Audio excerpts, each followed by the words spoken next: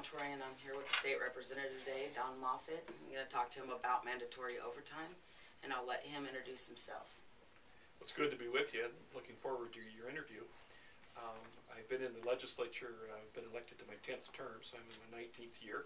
I've worked a lot with people in the health field, specifically the Nurses Association, as well as Med Society, Hospital Association. And so certainly the issue that you're going to talk about, mandatory overtime, is one that we've had discussion on, and one that we need to continue to make sure that we have the right information, the correct information, and from those of you that are either or will be directly impacted in the field. So very important issue. I've worked on a lot of different things while in the legislature, a lot of it involving public safety, which would include, of course, emergency responders, paramedics, firefighters, police. We're going to have a task force. The resolution was just approved last week to establish a task force on EMS. So we're going to be studying the issues, not just of mandatory overtime, but the issues of emergency medical service. Okay. And what are your thoughts on mandatory overtime? Something we should always get input from those, like I said, to those you involved.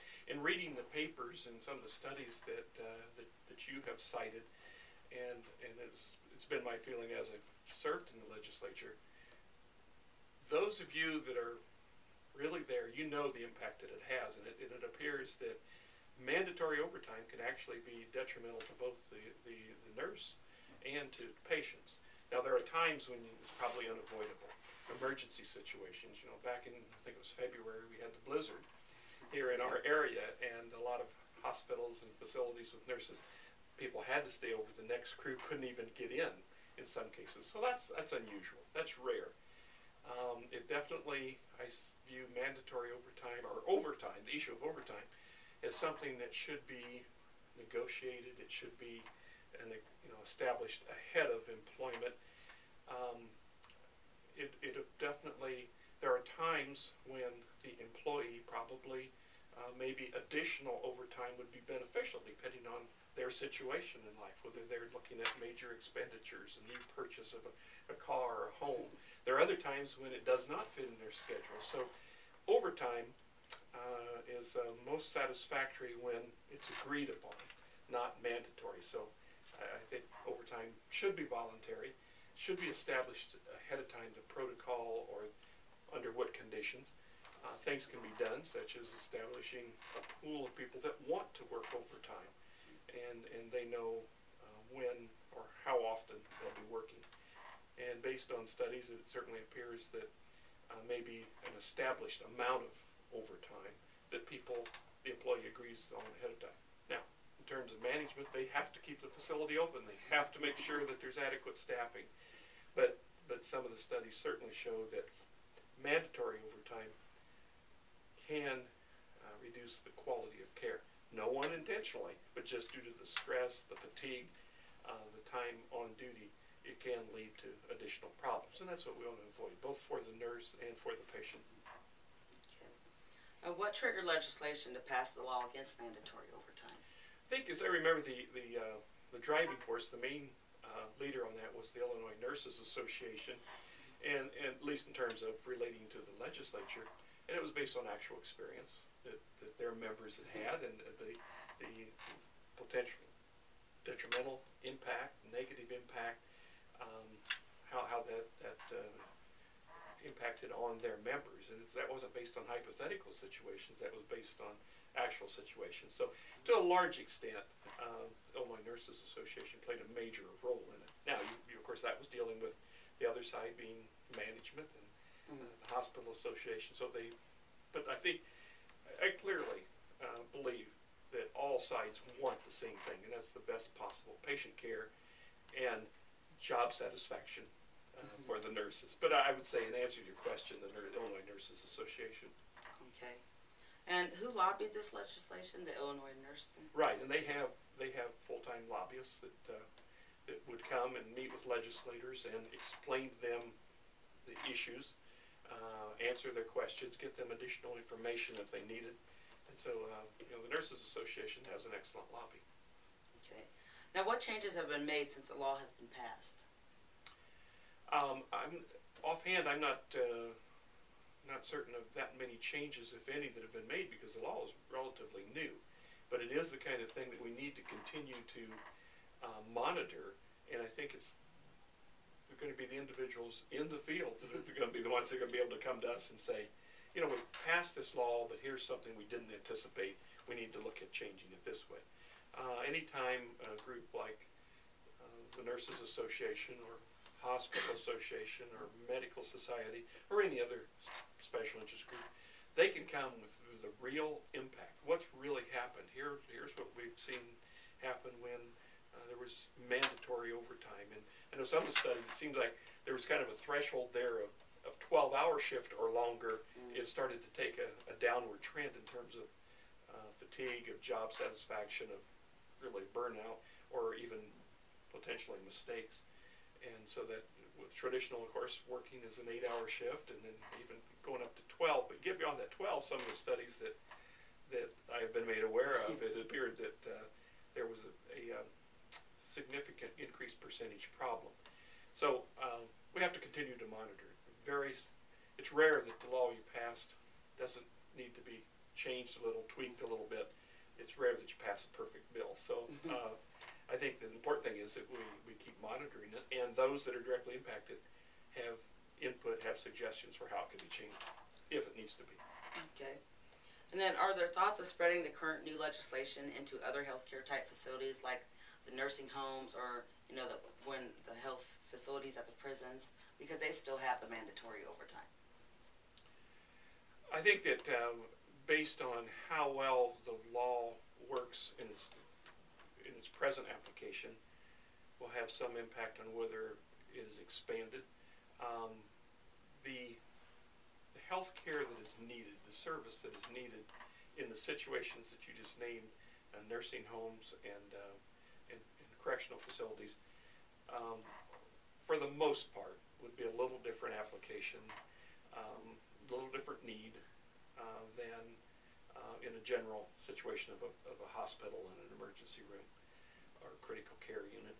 So I think what we learn from this law and learn from where it does apply, we should take a look and say, could this help in other areas where there is mandatory overtime?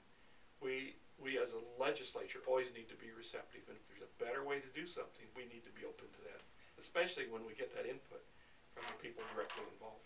So it's a possibility, then it may branch off. I think it's a possibility based on our experience, what we learned from the law that we have now, and if all the input on that, if all the summary of how that is impacted health care is positive, then it might be something that we could expand. Okay, now is there any other thoughts that you may have or would like to add at this time related to mandatory overtime? I think there's, I mentioned that there's going to be a task force of the Illinois House of Representatives to study emergency medical care. I think that would be a good time for the nurses to come forward if they have suggestions, if they have changes. They think, you know, we passed this law, but we need to extend it here or change it here. There will be hearings around the state, and I certainly would expect the Nurses Association to be one that would testify before the joint or the task force of the Illinois House. So, I mean, that's one of the areas that's out there. That's one of the opportunities that's going to be there for the nursing community to step forward with their ideas, with their suggestions. An issue, and it's not mandatory overtime, but it's stress related. I'm hearing from time to time, it's a little different issue, but I think it's appropriate to mention it here. The concern for security of facilities such as ER and such as critical care units, because in larger cities for the most part, but it can happen anywhere, there seems to be an increased incident of gang violence, and so then people that are a victim of gang violence, and sometimes it's other gang members, are brought to emergency facility, and then the security of that facility becomes an issue. That certainly is a job-related stress issue. If 8 hours of that kind of stress doesn't get to you, certainly you get into that overtime as well. So I mean, it's it's kind of a sidebar issue, but I think it's an issue that has not been addressed. But from what I'm hearing from providers, it's becoming an increasing potential problem, an increasing issue. So just security. When can you lock down a facility? Can we make the ER secure? Can we make critical care units secure? Do we need to make sure that that's part of the action plan of a hospital? Because that directly impacts job satisfaction. That directly impacts probably whether or not there's burnout by a nurse in that job. So, and if then there's mandatory overtime, even in that high stress situation, it undoubtedly could lead to faster burnout. So, job satisfaction has a direct impact on how well the patient responds, how good the care is. Not that it's intentionally decreasing, but the chance for errors increases with lower job satisfaction. The chance for error increases with increased overtime, mandatory overtime. Now, I think there are times when an individual maybe needs some more income, and they're pleased to get that additional income, but that's their choice, and it's at a time of their choosing when they can best use it and fit into their plan. Because to work overtime takes planning, depending on your family situation. Certainly for a nurse who has a spouse and then has children, additional planning is needed to be able to cover that overtime. So if it's voluntary is best, mandatory, it can create a problem of planning for the individual. Okay, and I have one more question for you. Why do you feel so close to the nursing practice issues? Well, for a couple of reasons. One, of course, is constituents that I know and meet with and hear their issues. I know a lot of constituents who are nurses, and I've received input from them and highly respect them and regard them and appreciate their profession, what they're doing. I also have a daughter who's an RN, and although of course I can never hear details or everything that she does has to be confidential. In general terms, I hear about the pressures, the issues, things that they're facing without any names or anything. But so over dinner conversation at our house, I frequently hear about issues that are important to the nursing profession, but it's because I have a family member directly involved, and just hearing from constituents, and obviously wanting our area, our region, my district, the state of Illinois, to have the best possible health care, and that the nurses really put the face on our health care system. For them, essentially, that's who really delivers it. Yes, the doctors are important. Yes, all people in the chain of medical care, but for the vast majority of it, the nurse is one that puts a face on the health care and the quality of care that an individual receives, and that's, of course, very important to me, that we have the best possible care.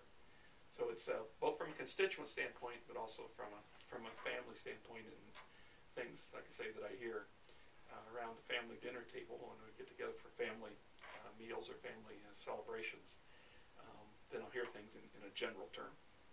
And I see you got the INA in 2009 for Legislature of the Year is that for the Nursing Association? That was from the Illinois Nurses Association, and thank you. I was very honored to receive that, to be named Legislator of the Year in 2009. Nurses are a great group to work with, and I was honored to receive their award. Well, thank you very much for meeting with us, and it's been a pleasure talking to you. Well, anytime. Look forward to hearing any other ideas or input that you would have, or the nurses in Illinois. All right, thank you.